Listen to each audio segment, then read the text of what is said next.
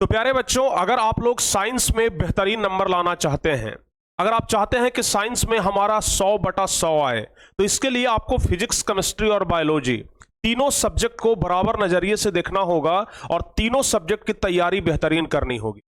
लेकिन प्यारे बच्चों, अधिकांश बच्चे ऐसे हैं जिनको केमिस्ट्री से डर लगता है, और केमिस्ट्री से डर इसलिए लगता है क्योंकि केमिस्ट्री का जो मूलभूत आधार है रासायनिक सूत्र, क्योंकि पूरा केमिस्ट्री ना रासायनिक सूत्र पर आधारित है।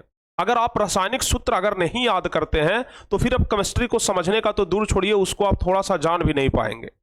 तो इसलिए प्यारे बच्चों, हम इस वीडियो में आपको कुछ वैसे रासायनिक सूत्र के बारे में बताएंगे जिसे अगर आप याद कर लेते हैं ना, तो फिर लगभग केमिस्ट्री आपका पार कर जाएगा। यानी कि अगर आप 10वीं क्लास में हैं, 10th क्लास में हैं, तो इतना रासायनिक सूत्र आप लोगों को जरूर याद होना चाहिए अगर आप लोग मैट्रिक परीक्षा देने वाले हैं तो इसलिए हम आपको आज लगभग मुश्किल से 30-35 बताएंगे, उससे ज्यादा बिल्कुल भी नहीं। 30-35 ऐसे रासायनिक सूत्र बताएंगे जो कि आपके परीक्षा के लिए काफी ज्यादा इंपॉर्टेंट है। और अगर यह 30-35 रासायनिक सूत्र अगर आपको याद है तो फिर 10th क्लास की केमिस्ट्री में आपको कोई दिक्कत नहीं होने वाला है और पूरा केमिस्ट्री आपको एकदम आसानी से समझ में आ जाएगा। तो हम इस वीडियो में जितने भी सारे रासायनिक सूत्र बताएंगे वो आपके 10th क्लास के लिए काफी ज्यादा इंपॉर्टेंट होगा। लेकिन अगर 9th क्लास के बच्चे हैं, अगर या फिर 11th क्लास के बच्चे हैं, 12th क्लास के हैं, तो वो भी आराम से इस वीडियो को देख सकते हैं, पूरा देख सकते हैं, क्योंकि कहीं कोई दिक्कत नहीं है, क्योंकि रासायनिक सूत्र तो सबको याद करने ही है। तो चलिए प्यारे बच्चों, आज के इस वीडियो को हम शुरू करते हैं। लेकिन इसके पहले जो बच्चे अभी तक वीडियो को लाइक नहीं किए हैं, जरा एक बार लाइक का बटन स्पर्श कर दीजिए। और जो बच्चे चैनल पर नए हैं, पहली बार हमारे साथ जुड़े हैं, तो चैनल को जरूर सब्सक्राइब कर लीजिएगा ताकि आगे के भी हर एक प्रकार के वीडियो का नोटिफिकेशन आपको मिले और इस तरीके का वीडियो आगे भी आपको मिलते रहे।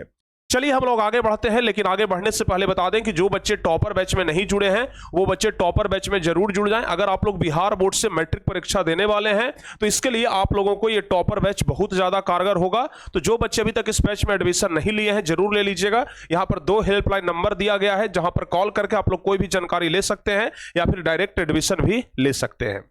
चलिए पहले हम लोग आगे बढ़ते हैं और एकदम बेसिक जो आपका रासायनिक नाम है, बेसिक जो आपका रासायनिक सूत्र है, उसे हम लोग देखेंगे। तो प्यारे बच्चों, बारी बारी से हम लोग स्लाइड बाय स्लाइड करके देखेंगे और हर एक चीज आपको बहुत ही बेहतरीन तरीके से याद हो जाएगा। ठीक है, ध्यान रखिएगा। तो सबसे पहला बात आता है हाइड्रोजन का, जो कि केमिस्ट्री का सबसे छोटा और सबसे बेसिक रासायनिक सूत्र है।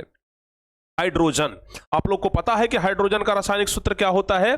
H2 होता है। जब भी हम लोग लिखते हैं तो H2 लिखते हैं। हम लोग सिर्फ अकेले H नहीं लिख सकते हैं, हालांकि H मतलब ये हाइड्रोजन होता है, हाइड्रोजन का संकेत H ही होता है, लेकिन हम लोग H नहीं लिखते हैं, H2 लिखते हैं। अब क्यों लिखते हैं ये हम आपको ऑलरेडी केमिस्ट्री में बता चुके हैं। तो H2 हो गया हाइड्रोजन का।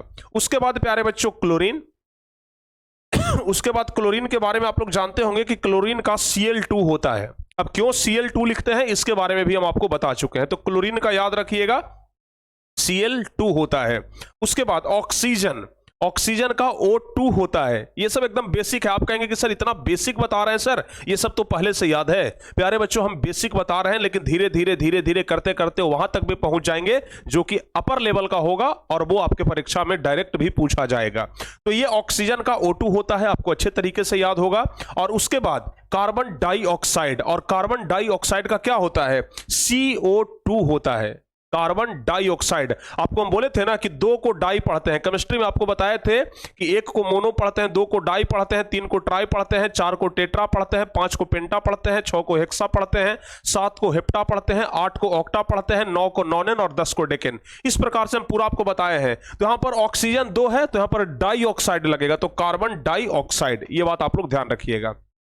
उसके बाद नाइट्रोजन, नाइट्रोजन N2 हम लोग लिखते हैं, समझ गए ना? N2 से हम लोग इसको क्या लिखते हैं? नाइट्रोजन को। उसके बाद हाइड्रोक्लोरिक अम्ल, जो अम्ल हमारे पेट में पाया जाता है, हाइड्रोक्लोरिक अम्ल, इसका सूत्र क्या होता है? HCl होता है। क्या होता है? HCl होता है। ये सूत्र आप लोग ध्यान रखिएगा। ऑब्जेक्टिव क्वेश्चन में तो कभी कभी डायरेक्ट भी पूछ देता है कि हाइड्रोक्लोरिक अम्ल का रासायनिक सूत्र क्या होता है, तो HCl होता है। आप लोग जरूर ध्यान रखिएगा। और उसके बाद अब आता है calcium carbonate, calcium carbonate CaCO3, ध्यान रखिएगा। डायरेक्ट ऑब्जेक्टिव क्वेश्चन में पूछेगा कैल्शियम कार्बोनेट का रासायनिक सूत्र क्या होता है, तो जवाब होगा CaCO3, कैल्शियम कार्बोनेट CaCO3, ध्यान रखिएगा। आगे है calcium oxide CaO, calcium oxide CaO, ध्यान रखिएगा, CaO कैल्शियम ऑक्साइड, चूने का पत्थर भी इसको बोलते हैं, तो CaO ध्यान रखिएगा। आगे है जल, पीने वाला जल प्यारे बच्चों, पानी, इसका होता है H2O, ध्यान रखिएगा, क्या होगा H2O, समझ गए ना, याद रहेगा, सारे बच्चों को याद रहेगा ना, H2O जल का होता है, एकदम आसान है। अब उसके बाद मैग्नीशियम क्लोराइड, मैग्नीशियम क्लोराइड का क्या होता है MgCl2 होता है, मैग्नीशियम क्लोराइड का क्या होता है MgCl2, मैग्नीशियम क्लोराइड। ये सब ना याद रखिएगा, डायरेक्ट क्वेश्चन में पूछेगा, और ये सब अगर याद रखते हैं ना तो फिर केमिस्ट्री 10th क्लास का एकदम आसान हो जाएगा, बहुत ही आसान तरीके से आप लोग केमिस्ट्री पढ़ना शुरू कर देंगे, क्योंकि ये सब मूलभूत आधार है केमिस्ट्री का जो कि आप लोगों को जानना ही होगा। तो मैग्नीशियम क्लोराइड MgCl2। अब उसके बाद आता है कैल्शियम क्लोराइड, तो CaCl2, बस कुछ नहीं अंतर है। मैग्नीशियम क्लोराइड, यहां पर जो आप लोग बाद वाला जो शब्द देख रहे हैं, जो क्लोराइड लिखा हुआ है, इसका Cl2 फिक्स है। अगर पहले मैग्नीशियम लगा दिए तो मैग्नीशियम क्लोराइड, अगर पहले कैल्शियम लगा दिए तो कैल्शियम क्लोराइड, समझ गए ना। तो अगर आपको संकेत याद है तो फिर आराम से आप लोग रासायनिक सूत्र लिख सकते हैं। जैसे कैल्शियम का संकेत क्या होता है Ca होता है, उसी प्रकार से मैग्नीशियम का संकेत क्या होता है Mg होता है, और क्लोराइड का आपको पता है Cl2, तो MgCl2 यानी कि मैग्नीशियम क्लोराइड, CaCl2 यानी कैल्शियम क्लोराइड। उसके बाद आता है Fe3O4 यानी कि आयरन ऑक्साइड, क्या हुआ आयरन ऑक्साइड Fe3O4, आयरन मतलब लोहा, लोहा का सूत्र क्या होता है, सॉरी लोहा का संकेत क्या होता है Fe, तो आयरन क्लोराइड लोहा, ध्यान रखिएगा Fe3O4। आगे है सल्फ्यूरिक अम्ल, ये तो डायरेक्ट कितना बार क्वेश्चन पूछा भी जा चुका है कि सल्फ्यूरिक अम्ल का सूत्र क्या होता है, जवाब ध्यान रखिएगा H2SO4 होता है, ठीक है ना, सल्फ्यूरिक अम्ल H2SO4 होता है, ध्यान रखिएगा। अब इसी में एक आता है सल्फ्यूरस अम्ल, तो बस यहां पर जो 4 है ना, ये 4 के जगह पर बस 3 लग जाता है। अगर 4 के जगह पर 3 लग गया, देखिए जब 4 था तो सल्फ्यूरिक अम्ल, ध्यान रखिएगा, जब H2SO4 था तो सल्फ्यूरिक अम्ल, अब क्या होगा बस H2SO3 हो गया तो सल्फ्यूरस अम्ल, ठीक है ना, ज्यादा कुछ अंतर नहीं है, सल्फ्यूरिक अम्ल सल्फ्यूरस अम्ल, बस यहां पर 3 के जगह 4 और 4 की जगह 3 हो जाता है। उसके बाद आगे है HCl यानी हाइड्रोजन क्लोराइड, ठीक है ना, बहुत सारे बच्चे इसको हाइड्रोक्लोरिक अम्ल भी पढ़ लेते हैं, लेकिन हाइड्रोजन क्लोराइड भी हम इसको पढ़ते हैं HCl, ध्यान रखिएगा। आगे HNO3, ये नाइट्रिक अम्ल है, क्या है ये नाइट्रिक अम्ल है, जो कि एक स्ट्रॉन्ग एसिड होता है, प्रबल अम्ल होता है। प्रबल अम्ल हम आपको बताए थे कि H2SO4 प्रबल अम्ल होता है, उसके अलावा ये नाइट्रिक एसिड जो है वो प्रबल अम्ल होता है, यानी कि HNO3, और उसके बाद HCl हाइड्रोजन क्लोराइड, समझ गए ना, ये सब आप लोग ध्यान रखिएगा। अब उसके बाद NH3, ये प्यारे बच्चों अमोनिया होता है, और ये काफी ज्यादा इंपॉर्टेंट है, बहुत बार पूछा गया है कि अमोनिया का रासायनिक सूत्र क्या होता है, तो NH3 होता है। उसके बाद है जिंक सल्फेट ZnSO4, ध्यान रखिएगा, जिंक सल्फेट का क्या होगा ZnSO4, याद रहेगा ना, जिंक सल्फेट ZnSO4। उसके बाद है मैग्नीशियम ऑक्साइड, तो मैग्नीशियम ऑक्साइड का MgO हो जाएगा, ठीक है, क्लियर है, मैग्नीशियम ऑक्साइड का क्या हो जाएगा MgO, Mg से मैग्नीशियम, O से ऑक्साइड, तो मैग्नीशियम ऑक्साइड, ठीक है ना, ध्यान रखिएगा। अगर MgO2 लग जाता है ना तो मैग्नीशियम डाइऑक्साइड हो जाता है, इसी में अगर MgO2, अगर बाय द वे मान लिया जाए कि यहां पर अगर 2 लग जाता है तो ये क्या हो जाता है मैग्नीशियम डाइऑक्साइड, लेकिन हम यहां पर आपको सिर्फ बता रहे हैं मैग्नीशियम ऑक्साइड। अब उसके बाद CaOH का D2, ये होता है प्यारे बच्चों अपना कैल्शियम हाइड्रो ऑक्साइड, इसको चूने का पानी भी बोला जाता है, जिससे हम लोग दीवार सफेदी करते हैं, तो ये CaOH का D2 है, कैल्शियम हाइड्रो ऑक्साइड। आगे बढ़ते हैं KCl, के किसका संकेत होता है, पोटेशियम का K होता है, और Cl से क्लोराइड हो गया, यानी KCl मतलब हो गया पोटेशियम क्लोराइड, KCl मतलब क्या हो गया पोटेशियम क्लोराइड, ये बात आप लोग ध्यान रखिएगा। उसके बाद क्या आता है, उसके बाद क्या आता है KClO3, हाँ यहां पर देखिए, यहां पर सिर्फ क्या बताए थे KCl, तो KCl से हो, ओ भाई क्या हो रहा है, KCl से हो गया पोटेशियम क्लोराइड, और उसके बाद KClO3, O3 बस लग गया तो पोटेशियम क्लोरेट हो जाएगा, क्या हो जाएगा पोटेशियम क्लोरेट हो जाएगा, ये बात आप लोग ध्यान रखिएगा। अब उसके बाद FeSO4 × 7H2O, ये होता है फेरस सल्फेट, याद रहेगा ना, थोड़ा सा बड़ा है लेकिन याद रखिएगा, FeSO4 × 7H2O, ये होता है फेरस सल्फेट, याद रहेगा, FeSO4 × 7H2O फेरस सल्फेट। अब उसके बाद है Al2O3, Al2O3 ये है एल्युमिनियम ऑक्साइड। क्या है? Aluminium oxide, Al2O3 aluminium oxide. Clear है ना, याद रहेगा, Al2O3 एल्युमिनियम ऑक्साइड। अब उसके बाद है AgNO3। क्या होगा? AgNO3 क्या होगा? सिल्वर नाइट्रेट होगा। याद रहेगा, AgNO3 क्या हो जाएगा? Silver nitrate. AgNO3 silver nitrate. Ag silver मतलब चांदी, चांदी का संकेत क्या होता है? Ag होता है, तो AgNO3 सिल्वर नाइट्रेट। अब उसके बाद आगे है Na2ZNO2, यह है सोडियम जिंकेट। क्या है? Sodium zincate. Na2ZNO2 ये क्या है? सोडियम जिंकेट है। याद रहेगा ना, ये क्या है? सोडियम जिंकेट है। अब आगे है KOH पोटेशियम हाइड्रो ऑक्साइड। आपको हम बताए थे OH जहां पर लग गया ये हाइड्रो ऑक्साइड हो जाता है। OH जहां पर भी देखिए उसको हाइड्रो ऑक्साइड पढ़िए, और ये पोटेशियम का संकेत K होता है, तो KOH क्या हो गया? पोटेशियम हाइड्रो ऑक्साइड हो गया।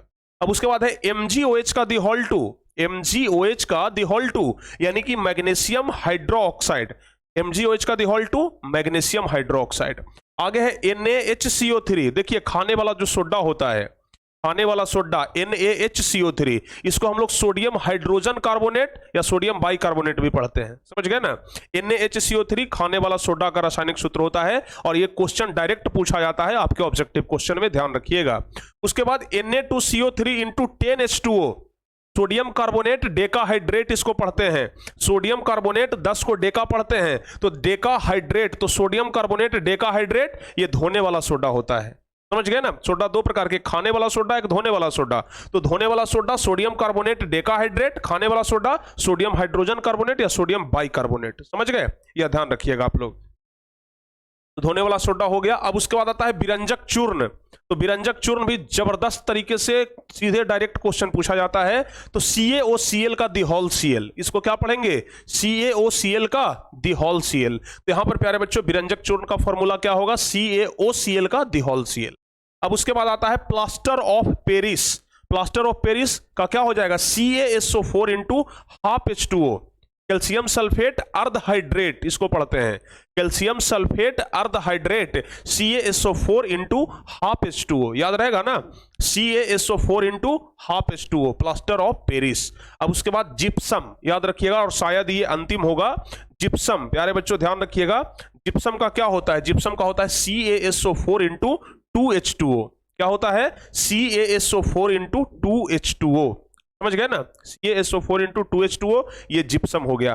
तो ये कुछ रासायनिक सूत्र थे, समझ गए ना, केमिकल नेम जिसे हम बोलते हैं, तो जो कि आपके परीक्षा के लिए बहुत जबरदस्त है, बहुत ज्यादा जरूरी है। अगर इतना रासायनिक सूत्र आप लोग याद रखते हैं, और अगर हम रासायनिक सूत्र के अलावा रासायनिक नाम भी बोले तो गलत नहीं होगा, तो अगर इतना आप लोग रासायनिक सूत्र याद रखते हैं तो लगभग 10th का केमिस्ट्री आपका पार कर जाएगा, कहीं कोई दिक्कत नहीं होगा। तो कम से कम इतना आप लोग रासायनिक सूत्र जरूर याद रखिएगा, इतना को भूलिएगा मत। जितना बता दिया है ना, इस वीडियो को 2 बार 3 बार 4 बार देख लीजिएगा, एकदम कंफर्म आपको पूरा याद हो जाएगा। तो जितना रासायनिक सूत्र बताए हैं प्यारे बच्चों, उतना बस देख करके जाइए, आपका मैट्रिक परीक्षा में एक क्वेश्चन भी केमिस्ट्री से संबंधित, रासायनिक सूत्र से संबंधित नहीं छूटेगा। ओके, और इसी प्रकार के वीडियो के लिए प्यारे बच्चों आप लोग टारगेट बोर्ड के साथ हमेशा जुड़े रहें, और टारगेट बोर्ड चैनल को अभी के अभी सब्सक्राइब करके रख लें। और जो बच्चे अगर मैट्रिक की तैयारी हमसे करना चाहते हैं तो फिर वो टॉपर बैच में हमारे साथ जुड़ जाएं, एडमिशन ले लें, और हमारे साथ जबरदस्त तरीके से तैयारी करते रहें। मिलते हैं प्यारे बच्चों अगली किसी वीडियो में, तब तक के लिए जय हिंद, धन्यवाद।